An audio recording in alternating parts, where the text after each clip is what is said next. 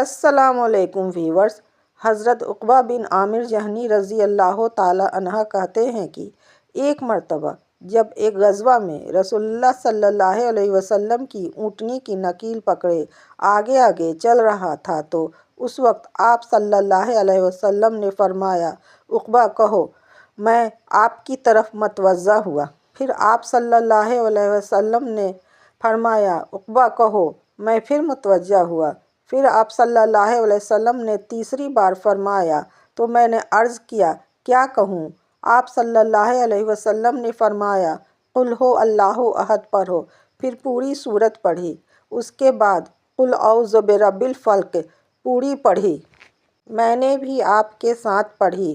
پھر آپ نے پوری پڑھی، میں نے بھی آپ کے ساتھ پڑھی اور فرمایا، ان جیسی کسی اور چیز کے ذریعے کسی نے پناہ نہیں مانگی۔